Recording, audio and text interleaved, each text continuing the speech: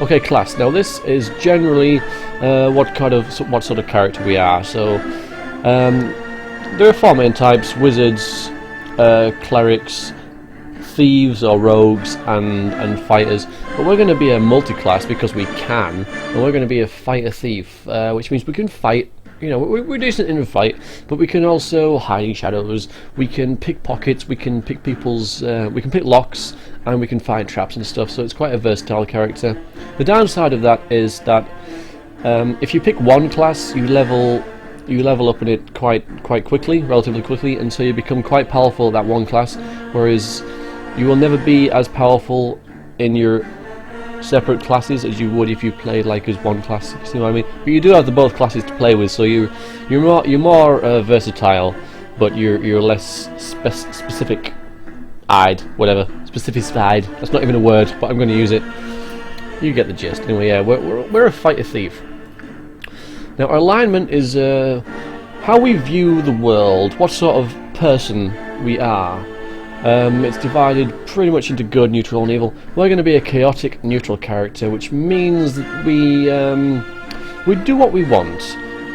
You know, to hell with the consequences. We just do whatever we want. You know, we see that and we want it, and so we take it, or we help that person and then we double cross them just because we feel like it. Where Variax is going to be quite an immature character because he's new to everything, so he's going to be easily led. He's going to be spontaneous, and that suits a chaotic neutral character. So I'll be quite unpredictable in what I do. Our abilities, these are our physical and mental attributes. They're pretty self-explanatory. Strength is how much you damage you attack with in melee, and your how much you can carry. Your dexterity is your skill with bows, and how nimble you are helps with thief skills, and how well you are at dodging attacks. Constitution is how heavy you are, how healthy you are. So you can take more damage if you have higher constitution. Intelligence is your trying to think of how to explain it, like your ability to learn. That affects your mage spells, whereas your wisdom is like your common sense and your reasoning. I had a good analogy, I don't know where I got it from, but an intelligent person would know that fighting a dragon barehanded would be a bad idea, but a wise person would never even think to try it. And charisma is obviously how likable you are, and in game that can affect stuff like your rewards you get, or you can convince people to do other things that you don't want to. Oh yeah, and wisdom is for clerical type spells. Now these range from 3 to 18, generally speaking. You can get 19 in some races, like for example elves are more dexterous, so they can get a 19 in dexterity, but we get 3 to 19 in each. We can randomly roll and change these as we want, but as I've already rolled this character before, I'm going to go ahead and cheat. There we go, so I've set them all to 18, which is what the best I can possibly be and everything, but don't worry, because I'm going to reduce it to what it was in Baldur's Gate 2. So this is the character that I rolled in Baldur's Gate 2. So I had pretty decent strength, good dexterity, above average constitution. Average is like 12 to like 9 to 12 is about average.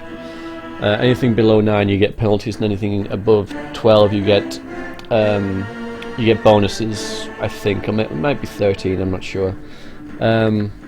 Anyway, this is the character we had. So average intelligence and wisdom, and pretty high charisma. He's quite a likable character. Now I'm going to change this slightly, because this is the version of Variax that was in Baldur's Gate 2, but that was assuming that he'd been all the way through this game first. So in this game he's a noob. He doesn't know what he's doing. He's very green. So we're going to give him some debuffs. We're going to reduce his wisdom to 8, which means he has less than average wisdom. This is because his background is that he's grown up in a place called Candlekeep, and he's spent his whole life there. Candlekeep's just like this fortified library, pretty much. It's almost like a priory.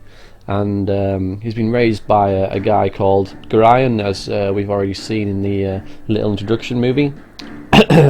And so he doesn't know a whole lot about the outside world. Had he been more of a studious type character and read his books and you know, studied, he might have a bit more of an idea about the outside world. But as it has, he really couldn't be bothered with that stuff, and he'd much rather cause trouble and, you know, play practical jokes on people and stuff like that.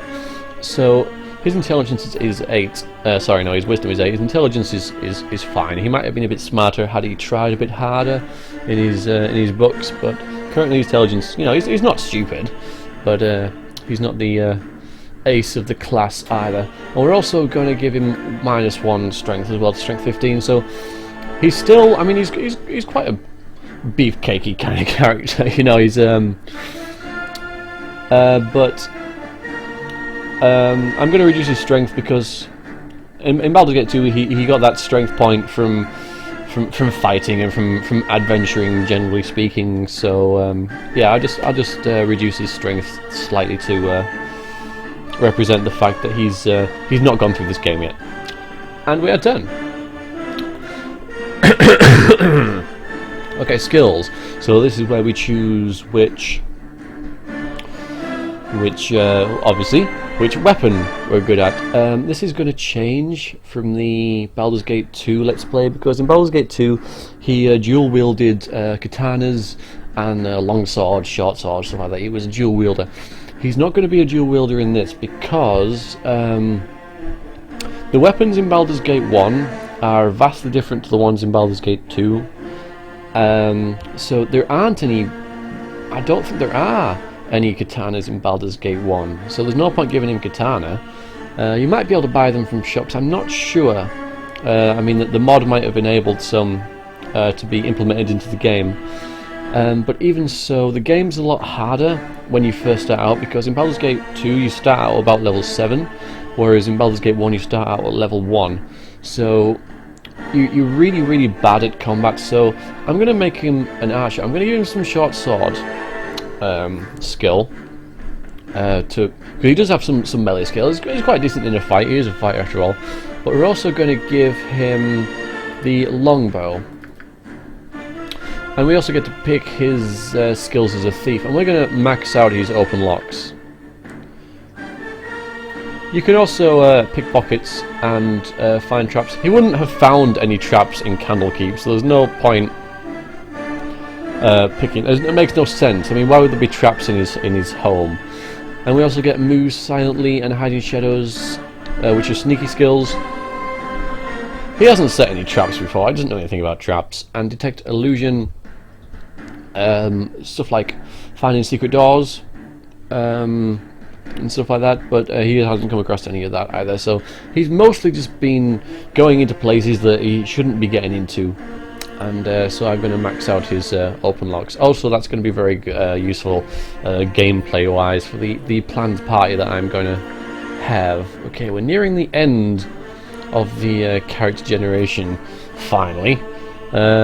His skin colour I'm going to set as like maybe, I forget what colour I had in Baldur's Gate 2, but maybe like a paler, because I think Drow are like that colour. So I think if I make him like an off